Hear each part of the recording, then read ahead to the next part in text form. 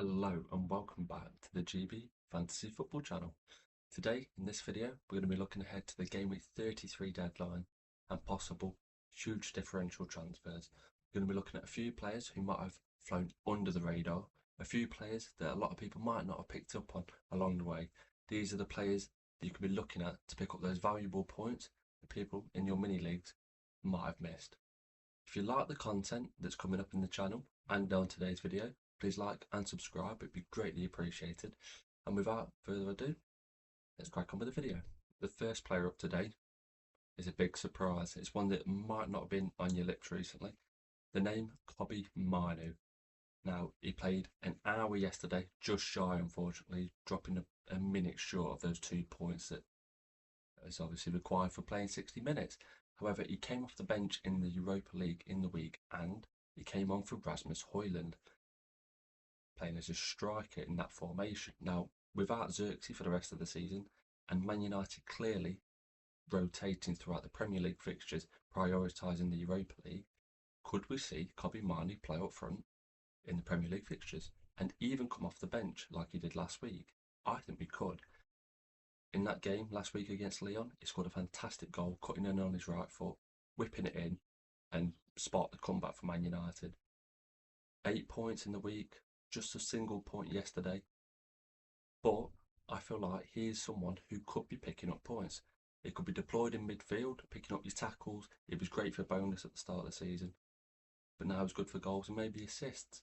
I think he's a fantastic asset, especially if you're looking for that cheeky differential. Next up on today's list, a player who has struggled to find a home across the country, and not just this one recently, Jadon Sancho on loan from Manchester United to Chelsea.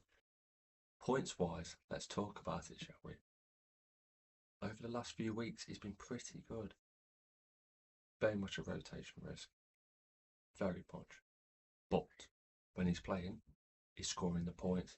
He reminds me a lot of Nkunku at the start of the season, when he was playing those Conference League fixtures. He's playing them at the minute, scoring very highly. If you look at his points in the last few weeks, he's got 8s, 9s, 10s, 11 points. But he's been on the bench in the Premier League fixtures. He scored coming off the bench last week, only a 2-pointer against Fulham this week, but he's scoring enough points to cover the games. He's going to be rotated with Neto, George, Madueke, even Palmer. But when he's on the pitch, he's clearly a very good asset. On to the next player, Matthias Tel from Tottenham. Now, currently, at the time of recording this, Tottenham are yet to play Forest on the Monday night game. But if he comes through that with no injury concerns, I see him as a fantastic asset. Currently, there's not too much news on the Heung-min Son injury. He missed the last 2 games, leaving that spot wide open for Tel to play. He could be on the penalties as well.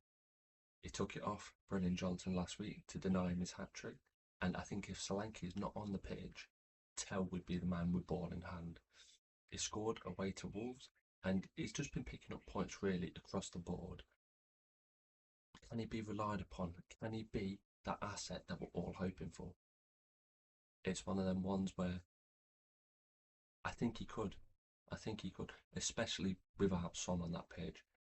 He's a player that is explosive. He picks up bonus points. He normally gets you at least a shot on target when he's on the pitch as well. So you're getting 3 points in general. It's not a lot, but at this time of the year where every point counts, he can be your target man, especially with striker spots at the minute being very much scarce across the board. He can be the one that we look at. Next up is possibly the biggest differential and the biggest gamble on this entire list and in this video today. Reece James, the man who is pretty much made of glass these days. He can't stay fit, but it seems like Chelsea are managing his minutes quite well. And not only that, he seems to be playing in midfield. If he's playing in the Conference League, which is where his minutes are predominantly based at the minute, with the occasional start in the Premier League, he's got that attacking intent. He's getting involved, and that's what we ask for from our defensive assets. Can he play twice in 3 days? I don't think he can. This is a punt that's gambling just on the Conference League fixture itself. It's a solo punt with a double potential. A very small one though. He keeps getting brought off before the 60th minute. Disappointing for the clean sheet, it really is. That would be a nice bonus. A couple more minutes, and recently his scores would have been off the charts. Can he produce the goods? Can he be our defensive asset? Where once again we're short. In midfield was stacked. At the back and up front, not so much. Will you be taking a punt on Reece James? Tell me in the comments down below. Next up, Casemiro of Manchester United. Now, it could easily be Ugarte because it seems like them two are the double pivot in midfield for the fixtures coming up. But Casemiro seems to have that little bit more attacking intent. He picked up the 15-pointer in the week in the monster game against Lyon. Got a couple of assists, a truck ton of tackles, bonus points galore. But once again, it's the same as most on this list. Can he be trusted to play 2 games in such short amount of time? And especially with even the man who can't be rested, the minute man himself, Bruno Fernandes, getting a rest at the weekend at home to Wolves. Amorim, a man of his word, he said he'd play the kids, and he did. Casemiro is a player who's getting on in age. He's not got the legs that he once had in that Real Madrid midfield, but can he score the points?